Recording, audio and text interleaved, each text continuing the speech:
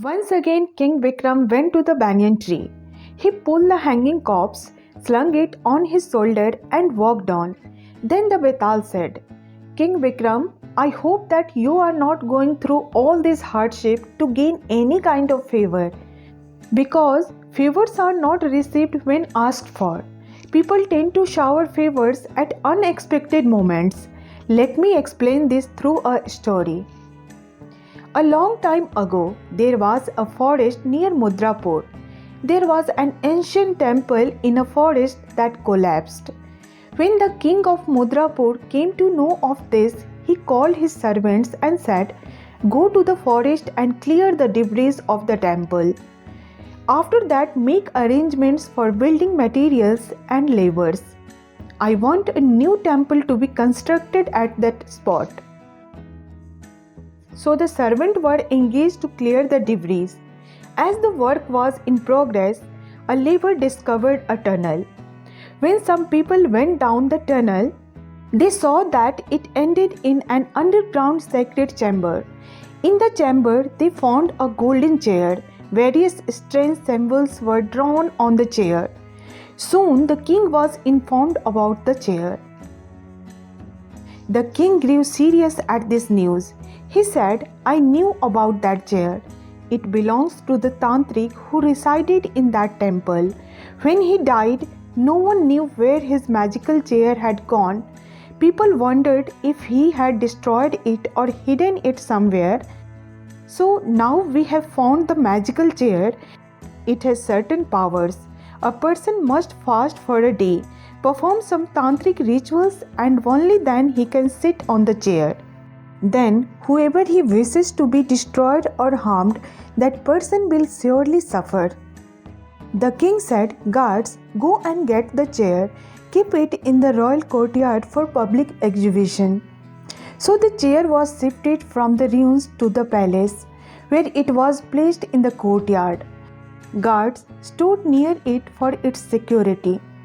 Thousands of people from all over the kingdom came to have a glimpse of that chair. Many people fell down unconscious because they saw the ghost of the Tantrik sitting on the chair. Once a young Tantrik somehow broke through the queue and sat on the chair.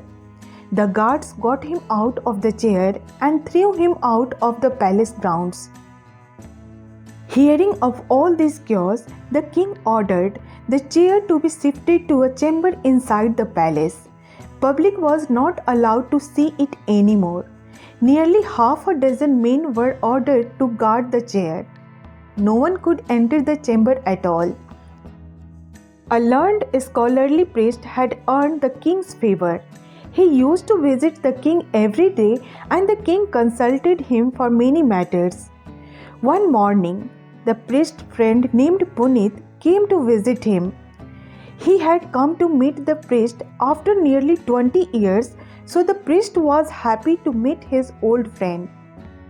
Punit said, Friend, I have come all the way from the village to see the Tantrik's magical chair. Now it is no longer kept for public view. You are very close to the king. I think you can make him grant the permission for me to see the chair. Hearing this, the priest grew serious. He said, No, I am not close to the king. He will never allow anyone to see the chair. Punit did not say anything. He went back to the guest house he was living in. Next day, Punit met the priest and said, My friend, I met many people in the palace yesterday. I told everyone that I am your friend. They all told me that the king will listen to your request, and with your help let me get a glimpse of the chair. But the priest shook his head and said, Punit, the king won't agree to let anyone see the magical chair. Now will you leave me alone, please? I am worried about my cousin at present. He is ill because an evil spirit has possessed him. Punit did not react at all. He simply went back to the guest house. Next morning, Punit met the priest once again. He said, My friend, I met the chief guard near the chamber today. He is on the duty to guard the chair. He said that he would open the chamber doors for me to see the chair. But I need someone close to the king to accompany me inside the palace.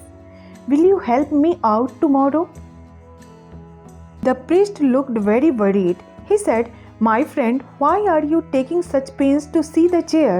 Here I have more important tasks at hand. I am suffering with unusual physical pains. Somebody is using black magic to harm me. Don't tell this to anyone. You are my friend, so I am revealing this to you." Poor Punit went away disappointed. The priest rushed to the king and said, "Your Majesty, the chief guard who is on the duty for guarding the magical chair is not to be trusted. I have news that he allowed their friends into the chamber to see the magical chair." The king heard this and immediately ordered that the chief guard be changed from the chamber duty. Next day, when Punit gained permission to enter the palace through a courtier's word, the chief guard said, "Sir, I am no longer on the duty at the chamber door, so it is no use going into the palace." Punit felt down but decided to keep trying. He went to meet a minister and said, "At last one of my 2 wishes have come true. I have met you after much waiting." The minister was impressed by such flattery, so he said, "I'm impressed. What is your second wish?" "To get a small glimpse of the Tantrik's magic chair. I heard that it is in a guarded chamber inside the royal palace." Punit expressed his second wish. "Oh, is that all? Come to the palace and meet me at the western gate at 10 o'clock in the morning. I will take you to the chamber with me." Punit's heart was filled with joy at this news. He ran and told about this to his friend, but the priest grew serious and thoughtful. That evening, the priest happened to meet the minister at a social function. By chance, the minister mentioned about his meeting with Punit and how he was going to help him to see the chair. The priest merely said, "Yes, go on. Show the chair to him, but you must be ready for the consequences." The minister realized what the priest was trying to say. At night, he thought of refusing Punit.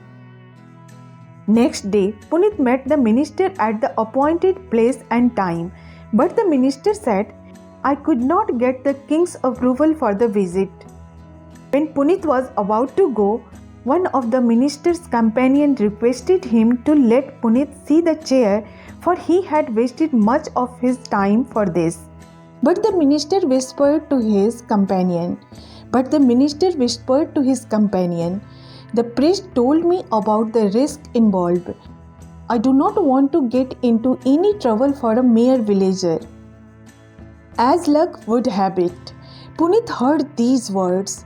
He was shocked to learn that his friend had been frustrating all his efforts of seeing the Tantrik's chair. He felt very hurt. He went to the guest house and packed his belongings. He was soon ready to go back to the village. He went to the priest's house to bid goodbye. He said, "Goodbye, old friend. I am leaving for the village now." The priest embraced him and said, "I'm sorry, my friend. All my influences could not help you to see the magical chair." "Well, but your influences was clearly seen in the way all my efforts were failed," Punit commented in a bitter tone. With this, Punit went out of the priest's house. Just as Punit reached out of the gates of his house, the priest stopped him and said, "Punit, my friend, wait a moment. You cannot go away like this. You must stay with me for a few days. Be my guest. I will go and try my luck with the king.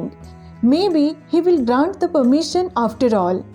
Come and let us have a grand feast together." Punit was stunned to see this change in the priest's behavior, but he felt happy that he would see the chair and would not lose her dear friend.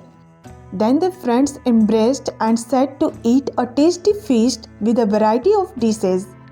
They enjoyed the feast and talked about old times. Next morning, the priest obtained the king's permission. He went with Punit to see the Tantrik's magical chair in the guarded chamber. Punit returned to the priest's house. After spending 3 days with his friend, Punit left for the village. Then Vetal asked King Vikram, "O king, now it is the time to tell me some facts. Don't you think the priest acted strangely? After all the efforts made by Punit to see the chair, the priest did his best to let him not see the chair, and then suddenly he changed his behavior and led his friend to the chamber himself. Now you tell me what all this meant. But remember, I know it well that you know the right answers to my questions. If you will give the right answer to my questions, I will fly back to my banyan tree. But if you will give me wrong answer, even after knowing the correct one, your head will burst into 1,000 pieces." A few thoughtful moments later, King Vikram replied. The priest was scared of Punit's unknown intentions. Why would a long-lost friend connect the priest and come from a far-away village just to see the chair? The priest thought maybe Punit was some Tantrik and wanted to get the chair. He did not want to aid Punit to harm someone through the chair's harmful magical powers. So he acted in a way that the guard and the minister would not let Punit to the chamber. So he cautioned the king about the guard and hinted his view for the minister. To confirm if Punit had some tantric powers or not, the priest told a false tale about his cousin's illness due to an evil spirit. Then he confided to Punit falsely about someone doing harm to the priest through black magic. If Punit was tantric, he would have been ready to help, but he said or did no such thing. After confirming that Punit was not a tantric, the priest feared losing a friend. He did not want to hurt a childhood friend. But to be on the safer side, he fed a grand lunch to Punit. If he was fasting to use his tantric powers by sitting on the chair, the feast would break the fast. So when Punit ate the feast, the priest was sure that his friend's intentions were purely innocent. He was curious to see the chair as the public had been. That is why he took the king's permission and showed the tantric's chair to Punit. At this reply, the Vetal said, "Yes, that is indeed a well-thought answer. But now you have broken your promise, I am leaving you." And Vetal flew back to the branch of the banyan tree.